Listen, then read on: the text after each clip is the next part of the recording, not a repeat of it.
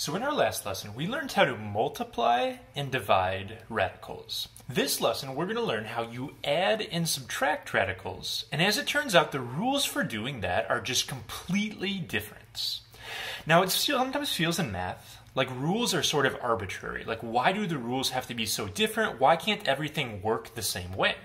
So I think it's easiest to look at nice, simple examples with numbers, and we'll be able to observe why the rules don't stay the same. So I'm starting out right here up top with a multiplication problem and a division problem. And we already learned in the multiplication problem that what you would do right here is you would multiply the insides together.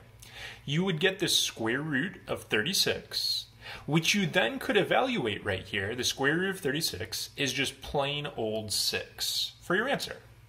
Moving over here to the division problem, we would just simply divide the insides. We'd get ourselves the square root of 16, and that's going to equal 4 for my solution. So these are the rules that we used last video. But why are we allowed to do that?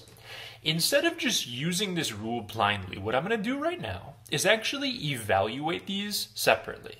When you want to test a rule in math, it's easiest to do it with just nice simple numbers like I have right here. If I actually do my square root separately, the square root of 4 is a 2. The square root of 9 is a 3. And if I multiply those two things together, I totally do get 6, like I'm supposed to. Looking over at this next example, same idea. Square root 64 is an 8, square root 4 is a 2, and if you divide those two things, you get 4, and it all checks out like it's supposed to. So that's multiplication and division. That was last time's lesson. Now we're going to progress here to adding and subtracting. And you might think that, well, if I can multiply the insides, I can add the insides together. If you do that, you would get, in theory, the square roots of 13. Now, if I want to see if this actually does make sense here, I could do the same thing where I just evaluate the pieces like I have right here in orange. But if you do that, you're going to get 2 plus 3, and 5 definitely does not equal the same thing as the square root of 13. Same idea on this next one. If I subtract these, you would think, oh, maybe it's square root 60 over here. But if you do the math on that, the square root of 64 is 8, square root of 4 is 2, 6 does not equal the square root of 60. So it's pretty clear to see if you do a couple examples that you're not just allowed to combine the insides.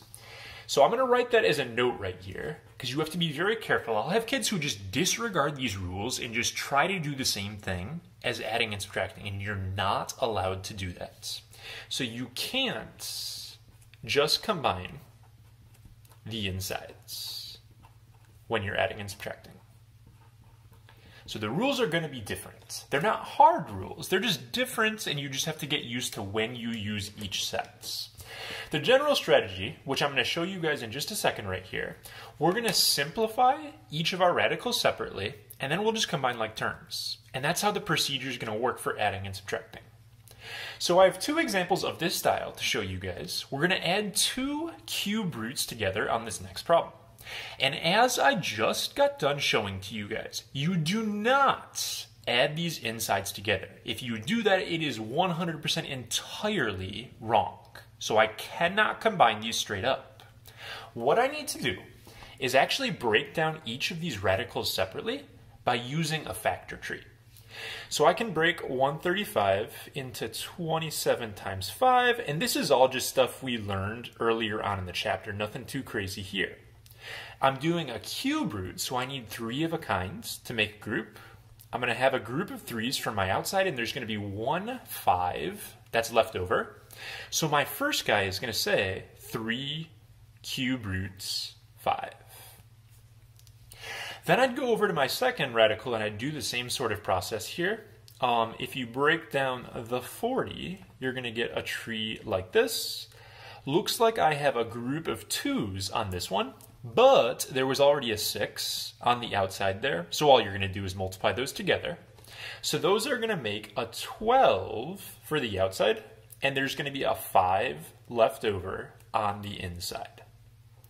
So when I did my two factor trees separately, I ended up getting these two simplified answers. Now, as luck would have it, this guy right here has a cube root of 5, and this guy right here also has cube root of 5. What that allows us to do is treat these like combining like terms. And we're going to put these two pieces together. Picture if you had a 3x plus a 12x, you would tell me the answer is 15x. Well, 3 cube root 5 plus 12 cube root 5 is going to get me 15 cube roots of 5 for my simplified answer. Well, what if the numbers under the radicals wouldn't have been the same? Well, you just can't combine them then. So if these would have been different numbers, you just leave it alone. But because these are both the same radical, you are allowed to put them together and combine like terms. So that's how these problems are going to work. Basically, just factor them separately and hope that something is the same so you can actually combine them. So go ahead and pause me and try this second problem yourself so you can make sure you're understanding it, because we're going to move on after this example. But you're going to go ahead and try this one out for yourself. I'll work it out right here. So same sort of idea when you have 3 radicals. You're just going to break them down. This time we are doing a 4th root, so we need to actually have 4 of a kind to make a group. My first guy ends up saying 2 times 5 is a 10.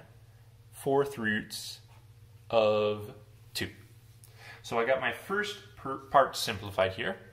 On my second one, I can break this down, and what's going to end up happening is I'm going to have a 2 for my outside. There's already a 2 out there though, so it's going to be a 4 out front. And on the inside, there was a 3 left over. So I have 4 through to 3.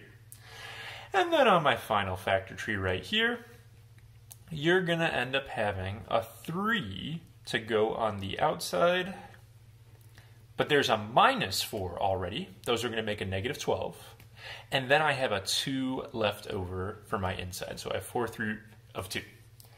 After you break each of these down with a factor tree, you're going to look to see if you can combine any like terms.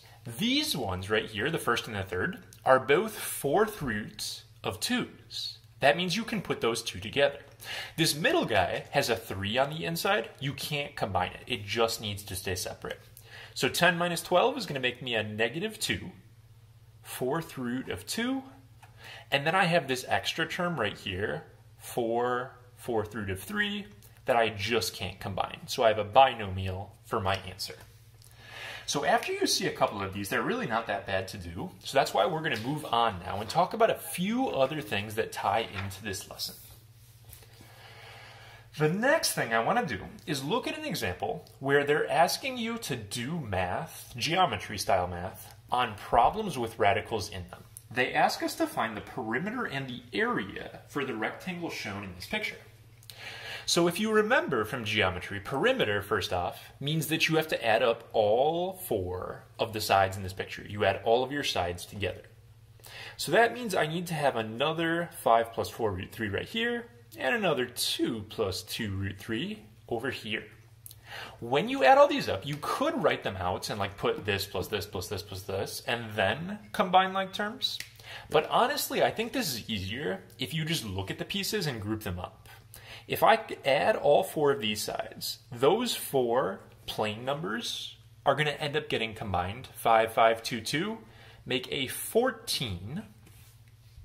And then we just got done learning that if you have radicals with the same number underneath, same type of radical, you can combine like terms.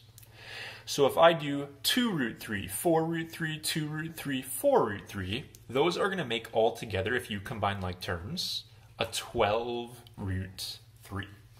So I could express the perimeter of this rectangle. I don't want to do a decimal because it said simplest radical form. I just combined like terms and I got 14 plus 12 root 3. The second part of this problem asked me to find the area of the rectangle. And as you guys should know, area is going to be the length times the width. Now this is my first time showing you guys this. I worked it into a geometry problem here. But what we're going to end up doing when we do length times width is actually a FOIL on these 2 parentheses right here. You have to take the whole length times the whole width. So FOIL on radicals works just about how you'd expect. You guys are pretty good at that now because we've done it in like so many different contexts. But if I distribute this out, you're going to get a 10. 5 times a 2 root 3. I would multiply my plain numbers together. 5 times 2 is 10. And I would keep this radical 3 the same. So my second term is going to say 10 root 3. Then I go over here to this guy. 4 root 3 times a 2. 4 times 2 makes 8. I would keep the root 3 the same. And then there's the last term. The last term right here is the one that kids mess up pretty frequently. So be careful when we do this last part here. We need to multiply a 4 root 3 times a 2 root 3. I am going to start out by multiplying my plain numbers together. I have a 4 times a 2. No big deal. I just get 8. But the difference on this problem is I am doing a radical times a radical. You have to take 4 root 3 times 2 root 3. So what I need to do is multiply those square root of 3's together, and those will actually turn into the square root of 9 for that last term.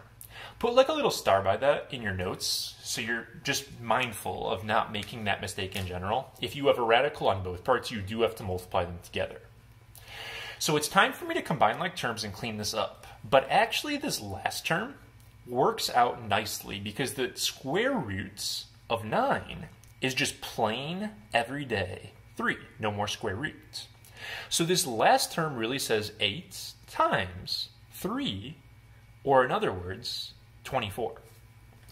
So I evaluated this last term right here, and then I can just combine like terms to get my final answer. So I'm going to put my 10 and my 24 together. I'm going to get 34. And then 10 root 3, 8 root 3 are going to make an 18 root 3. Generally, when you write your answers, as I've been doing in these binomial style problems, you put the regular number first and then the radical afterwards like this. All right, so that is the bulk of the lesson here, and the most important part, truthfully. I have a second piece to this lesson right here. And being entirely honest with you guys, this last part of the lesson isn't my favorite thing in the world, and I don't think it's that important of a skill. However, a lot of standardized tests like our state test make you still know how to rationalize the denominator. So I'm going to show it to you guys and we're going to practice it a bit, but just realize that this isn't like the most important thing I've ever taught you guys. The idea behind rationalizing the denominator is that in general in math, we don't like leaving radicals in our denominator. We did something similar to this back with our I problems first semester, where we didn't want to leave imaginary stuff in our denominator. It's the same sort of idea. If you're at all curious, like why that's a thing, why do we care about that? Old calculators, like really old calculators, could not handle dividing by some nasty decimal. They just couldn't do it. They could, however, handle when the decimal was on top. Now, if you look, I've got a nice new calculator right here. My calculator can do 8 over root 6 in like half a second. It's not a big deal at all. So this skill kind of came into being because of like limited technology, but our technology has progressed better where now this skill really isn't that important. However, the ACT and the EOC both expect you guys to be able to handle this. Certain tests, like actually I think the AP Calc test no longer makes you do this. So you may care about that or you may not. Let me just show you how to do it. They're not that bad when the problems involve simple square roots right here. What we're going to end up doing, similar to those I problems from first semester, we are going to introduce a second fraction that we're going to multiply by. And basically, what you're going to do is take whatever square root you see here in the denominator, and you're going to do the same thing to top and bottom. In other words, on this example, what I'm going to do is I see a square root 6 down here. I just multiply top and bottom by that same square root of 6.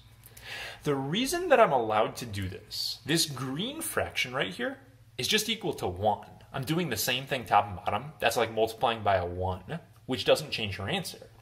But when I clean this up, I'm actually going to get a much nicer answer. On the bottom, square root 6 times square root 6 makes a square root of 36. And on the top, 8 times root 6 is just 8 root 6. The reason this helped us out is because I can actually simplify a little more on the bottom. The square root of 36 has a nice answer. It equals just plain everyday 6. So what I'm going to end up having is 8 root 6 over just 6, like that. And then I can finally reduce to get my final answer. I can reduce my 8 with my 6 both on the outside here. My final answer is 4 root 6 over 3. So if you were to type my original problem in the calculator, and this blue guy over here in the calculator, they are the same decimal. They don't look the same, but they equal the same quantity. This one is considered better just because the square root is up top and not on the bottom. So let's go ahead and practice that on another example. I'm going to set this one up and I'll have you guys pause and try to finish it yourself. With this next problem, basically, there's a 2 root 3 on the bottom. You could do a 2 root 3 to both parts and that would be fine. You're allowed to do that, but the 2 actually isn't an issue. 2 is a nice clean number right here. It's really only the square root of 3 that we have a problem with. So I'm going to do just the square root of 3 because it'll be easier. It's less to reduce later. So if you introduce that, and you can pause and try to finish this one yourself now, before I spoil the answer here. My top part is going to say 5 root 3. And then on the bottom, I have a 2 that's just going to stay. Root 3 times root 3 makes root 9, which, as you guys are aware, root 9 is just regular everyday 3. So my top is going to say 5 root 3 over, and 2 times 3 make a 6 for my denominator. So rationalizing the denominator, not so bad on your simple square root problems. We've got a couple more to finish off our lesson here. We're going to start out with one where you see not just one term, but actually a binomial on the denominator right here. This also works a lot like those I problems we did with division, where what you're going to want to do is actually multiply top and bottom by the conjugates of the denominator. Remember, conjugate means you take whatever sign you see in the middle here and you just switch it around. So I'm actually going to do a 6 minus 3 root 2 to both parts of my fraction. So you multiply by the conjugates. On the top, I got to distribute a negative 4 to both of these terms. Negative 4 times 6 is going to be a negative 24. And then I also have to take my negative 4 to my negative 3 root 2. That is going to make a positive 12 root 2. On the bottom, I do have to do a FOIL with these 2 parentheses here. When I finish my FOIL, my radicals should have canceled, just like i's canceled when we learned about those first semester. So if I start that out, I'm going to have 36. 6 times negative 3 root 2 is negative 18 root 2. I'm going to get a positive 18 root 2. And then again, the one that kids always mess up on that you're going to be super careful with is this last one right here. 3 times negative 3 is a negative 9. But root 2 times root 2 is actually root 4. So you have to remember to change your little radical there. Looking at this, so I need to go ahead now, and I need to combine my like terms.